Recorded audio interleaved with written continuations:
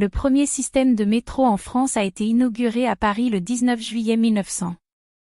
Le métro de Paris était le 6e système de métro au monde après Londres, Budapest, Glasgow, Vienne et Chicago.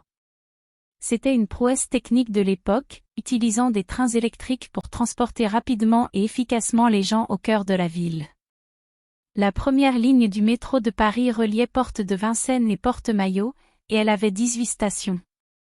Aujourd'hui, le métro de Paris s'est étendu à 16 lignes avec 302 stations et sert des millions de passagers chaque jour. Le système de métro de Lille, en France, a commencé à fonctionner le 25 avril 1983. La première ligne du métro de Lille, également connue sous le nom de VAL, véhicule automatique léger, reliait 18 stations sur un parcours de 13,5 km entre 4 cantons et République. Le système a été conçu pour fournir un mode de transport rapide, efficace et respectueux de l'environnement aux citoyens de Lille et des environs. Depuis sa création, le métro de Lille s'est étendu à 2 lignes avec un total de 60 stations, et il continue de jouer un rôle important dans le réseau de transport en commun de la ville. Il y a eu plusieurs accidents sur le métro de Lille au fil des ans, mais l'un des plus remarquables s'est produit le 18 avril 1996. Cet accident s'est produit à la station Romarin, qui était en cours de construction à l'époque.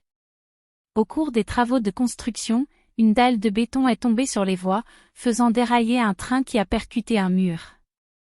Malheureusement, 6 personnes ont été tuées et 17 autres ont été blessées dans l'accident. L'enquête a révélé que l'accident était dû à un défaut de fixation de la dalle de béton, qui n'était pas assez solide pour supporter le poids du train. Suite à l'accident, le système de métro de Lille a subi des améliorations significatives de sécurité et de nouvelles procédures ont été mises en place pour éviter que des accidents similaires ne se reproduisent à l'avenir. Merci pour votre temps. À bientôt.